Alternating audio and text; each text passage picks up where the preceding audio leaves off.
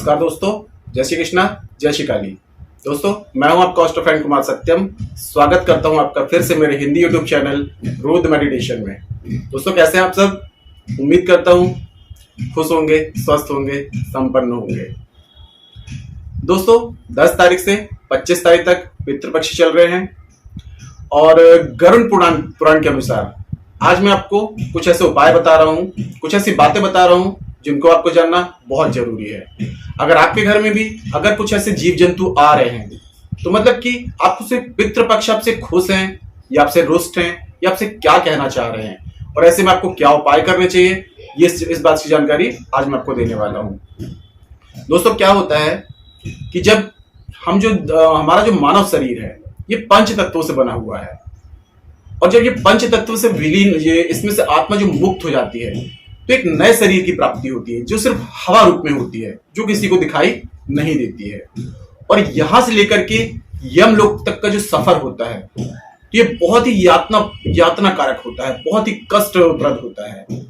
जब यम के दूत यहां पर आते हैं और आत्मा को लेकर के जाते हैं तो वो यम पास में बांध देते हैं। और यदि इस समय में पितरों को यदि कुछ दान पुण्य ना किया जाए उनके निमित्त, यानी कि जब पितरों के लिए हम जो भी खाना वगैरह जो निकालते हैं और दूसरे जीव जंतुओं को हम देते हैं तो उनकी आत्मा जब तृप्त होती है तो उनसे पितृ देवताओं को शक्ति प्राप्त होती है।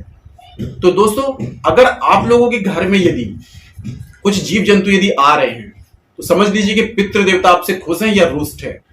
सबसे पहली बात दोस्तों, यदि आपके घर में यदि कौवा है, कौवा जो सबसे मेन होता है, पहली बात दोस्तों ये कि पितृ देवता जो होते हैं पितरों में पीपल वृक्ष की सहायता से, यानी कि जब पितरों में पितृ लगते हैं तो पीपल वृक्ष की सहायता से वो हमारे पास में आते हैं, हमसे मिलने आते हैं।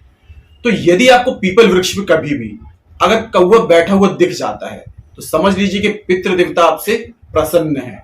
अगर पितृ पक्ष में कहीं भी आप इस बात को नोटिस करिएगा कि यदि आपको पितृ पक्ष में पीपल वृक्ष में कहीं भी अगर कौवा बैठा हुआ मिल जाता है तो आप समझ लीजिए कि पितृ देवता आपसे बहुत प्रसन्न है और पितृ देवता का कोई भी दोष आपके ऊपर नहीं है, संपूर्ण आशीर्वाद आपको उनका प्राप्त है।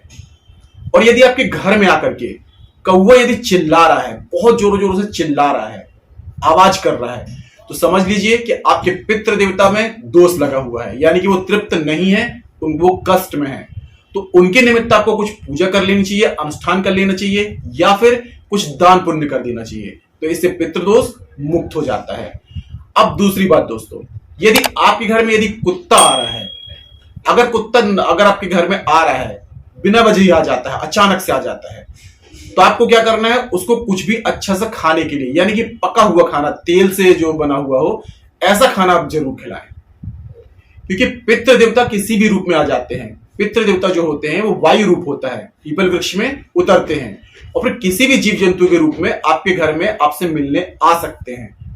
तो यदि कुत्ता यदि आपके द्वार पे आ रहा है तो आपको उसको बिल्कुल भी धुतकारना नहीं है, ना उसको मारना है, बस ध्यान देना है आपको कि तेल से तली हुई चीजें उसको जरूर खिलाएं। ऐसा करने से आपके पितृ देवता का जो दोष होगा वो मुक्त हो जाएगा। अगर कुत्ता आपके घर के सामने आके बैठ जाता है तो समझ लीजिए कि पितृ देवता का आपके पास आशीर्वाद प्राप्त है। और यदि कुत्ता यदि आपके घर के आसपास रो रहा है या भौंक रहा है तो समझ लीजिए कि आपके पितृ देवता कष्ट में है। तो आपको अपने पितरों के निमित्त कुछ थोड़ा सा अनुष्ठान या पूजा या दान पुण्य कर लेना चाहिए। अब तीसरा दोस्तों, यदि आप पितृ पक्ष में यदि आपके घर में यदि गाय आ रही है तो दोस्तों ये तो सबसे बड़ी चीज है कि पितृ देवता का संपूर्ण आशीर्वाद आपको प्राप्त हो रहा है। अगर गाय पितृ पक्ष में आपके द्वारे में आ जा रही है तो उसको मीठा कुछ भी जरूर खिलाएं। और भोजन जो खिला रहे हैं वो तो खिलाएं ही खिलाएं, लेकिन मीठा भोजन जरूर खिलाएं। कोई भी मीठी चीज हो या फिर पूरियां वगैरह सेक लें, पराठे वगैरह सेक लें और उसमें गुड़ वगैरह रख के, शक्कर वगैरह रख के या कुछ भी चीज या खीर वगैरह बना के और गाय माता को जरूर खिलाएं। समझ लीजिए दोस्तों कि पितृ देवता का आपके ऊपर कोई दोष नहीं है। अगर गाय माता आ जाती है, अगर डेली आ रही है वो बात अलग है, लेकिन पितृपक्ष में आ रही है तो आपको उनको संपूर्ण आदर सम्मान के साथ में हल्दी तिलक कर दें, उनके चरण छू लें और उनको मीठा भोजन खिलाएं। आपके संपूर्ण पितृ दोष का नाश हो जाएगा और पितृ देवता को आपको बहुत संपूर्ण रूप से आशीर्वाद प्राप्त होगा। और यदि दोस्तों आप यदि पितृपक्ष में अगर कुछ भोजन निकाल रहे हैं अपने पितरों के निमित्त, अगर भोजन निकाल रहे हैं आप और यदि आप छत में अपने घर में ये कहीं रख रहे हैं और कौवा यदि उनको आके ग्रहण कर लेता है तो समझ लीजिए कि पितृ देवता आपसे प्रसन्न है। और यदि कौवा आ रहा है लेकिन ग्रहण नहीं कर रहा है भोजन, तो समझ लीजिए कि पितृ देवता आपसे रुष्ट हैं, यानी कि आपके द्वारा दिया हुआ दान किया हुआ भोजन वो ग्रहण नहीं कर रहे हैं, तो आपके ऊपर पितृदोष लगा हुआ है।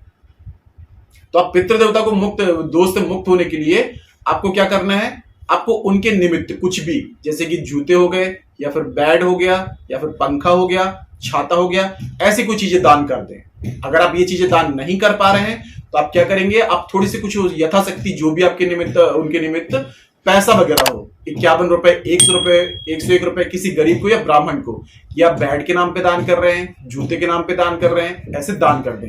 इससे भी पितृ दोष से मुक्ति मिल जाती है। और दोस्तों आप लोग एक बात जरूर ध्यान रखें कि अभी पितृपक्ष जब तक चल रहे हैं तब तक जहां आपका पानी रखा होता है वहां पर एक दिया आप जरूर जलाएं और दक्षिण दिशा में अपने पितरों के निमित्त एक लोटे में जल और काली तिल लाके उनको जरूर चढ़ाएं। इससे भी पितृ देवता तृप्त होते हैं। और पितृपक्ष में किया गया हर एक उपाय, ये श्राद्ध बहुत ही फलदायी होता है। जीवन में चारों तरफ से तरक्की होती है।